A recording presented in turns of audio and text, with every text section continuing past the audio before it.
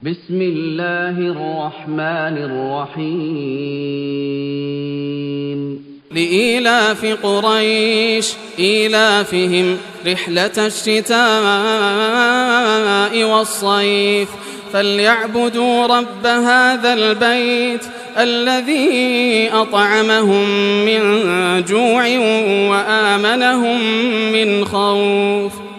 যেহেতু কুরাইশরা অভ্যস্ত হয়েছে, অর্থাৎ শীতের ও গ্রীষ্মের সফরে অভ্যস্ত, কাজেই তাদের এই ঘরের রবের ইবাদত করা উচিত, যিনি তাদেরকে ক্ষুধা থেকে রেহাই দিয়ে খাবার দিয়েছেন এবং ভীতি থেকে নিরাপত্তা দান করেছেন। প্রথম আয়াতে বলা হয়েছে যেহেতু কুরাইশরা অভ্যস্ত হয়েছে, মূল শব্দ হচ্ছে লেইলাফি কোরাইশ। এখানে ইলাফ শব্দটি এসেছে আলফাত শব্দ থেকে। এর অর্থ হয় অভ্যস্ত হওয়া, পরিচিত হওয়া, বিচ্ছেদের পর মিলিত হওয়া এবং কোনো জিনিসের অভ্যাস গড়ে তোলা। ইলাফ শব্দের পূর্বে যে লামটি ব্যবহৃত হয়েছে সে সম্পর্কে অনেক আরবি ভাষাবিদ পণ্ডিত এ মত প্রকাশ করেছেন যে আরবি প্রচলন ও বাকৃতি অনুযায়ী এর মাধ্যমে বিস্ময় প্রকাশ করা বুঝায়। যেমন আরবরা বলে, লিজাইদিন ওয়ামা সনাআনা বিহ, এই জায়েদের ব্যাপারটা দেখো, আমরা তার সাথে ভালো ব্যবহার করলাম কিন্তু সে আমাদের সাথে কেমন ব্যবহারটা করল। কাজেই লেইলাফি কোরাইশ মানে হচ্ছে কুরাইশদের ব্যবহারে বড়ই অবাক হতে হয়, কেননা আল্লাহর অনুগ্রহে তারা বিচ্ছিন্ন ও বিক্ষিপ্ত হবার পর একত্র হয়েছে এবং এমন ধরনের বাণিজ্য সফরে অভ্যস্ত হয়ে উঠেছে যা তাদের প্রাচুর্য ও সমৃদ্ধির মাধ্যমে পরিণত হয়েছে, অথচ তারা সেই আল্লাহর বন্দেগী করতে অস্বীকার করছে। ভাষাতত্ত্ববিদ আকফস, কিসাই ও ফাররা এ মতো ব্যক্ত করেছেন।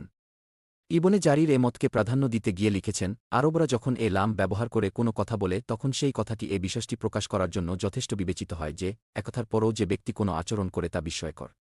বিপরীতপক্ষে খলিল ইবনে আহমদ, সিবওয়াইহে ও জামাকশারি প্রমুখ ভাষাতত্ত্ব ও অলঙ্কার শাস্ত্রবিদগণ বলেন, এখানে লাম অব্দ সূচক এবং এর সম্পর্ক স্থাপিত হয়েছে আগের বাক্য ফালিয়াবুদু রাব্বা হাযাল বাইত।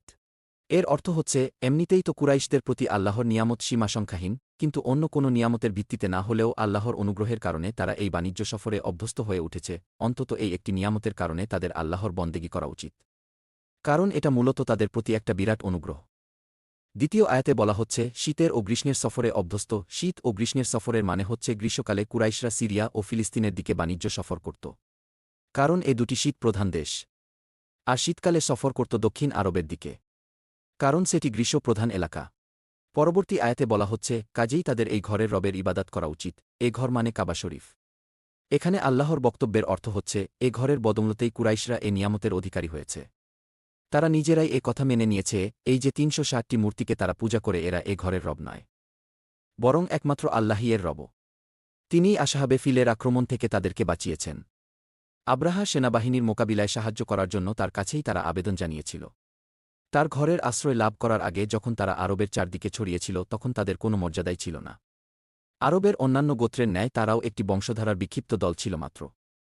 কিন্তু মক্কায় এই ঘরের চারদিকে একত্র হবার এবং এর সেবকের দায়িত্ব পালন করতে থাকার পর সমগ্র আরবে তারা মর্যাদাশালী হয়ে উঠেছে। সবদিকে তাদের বাণিজ্য কাফেলা নির্ভয়ে যাওয়া আসা করছে। কাজেই তারা যা কিছুই লাভ করেছে এ ঘরের রবের বদৌলতেই লাভ করেছে। কাজেই তাদের একমাত্র সেই রবেরই ইবাদত করা উচিত। সর্বশেষ আয়াতে বলা হচ্ছে যিনি তাদেরকে ক্ষুধা থেকে রেহাই দিয়ে খাবার দিয়েছেন। মক্কায় আসার পূর্বে কুরাইশরা যখন আরবের চারদিকে ছড়িয়ে ছিটিয়েছিল তখন তারা অনাহারে মরতে বসেছিল। এখানে আসার পর তাদের জন্য রিজিকের দরজাগুলো খুলে যেতে থাকে।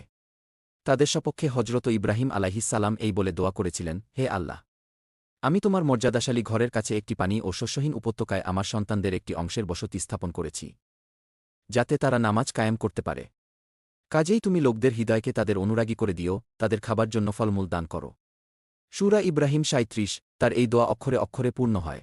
শেষ আয়াতে আরও বলা হচ্ছে এবং ভীতি থেকে নিরাপত্তা দান করেছেন, অর্থাৎ যে ভীতি থেকে আরব দেশে কেউ নিরাপদ নয় তা থেকে তারা নিরাপদ রয়েছে।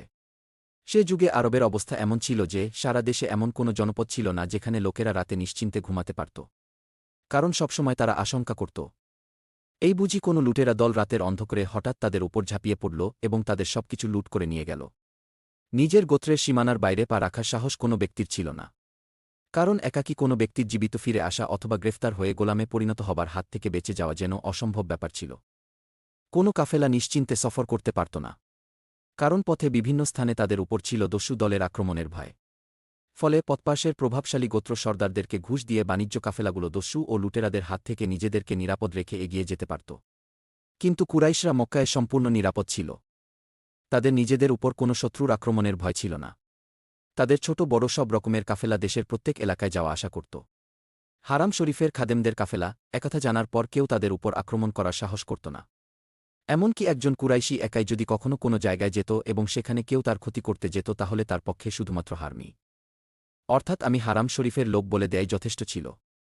এ কথা শোনার সাথেই আক্রমণকারীর হাত নিচের দিকে নেমে আসত।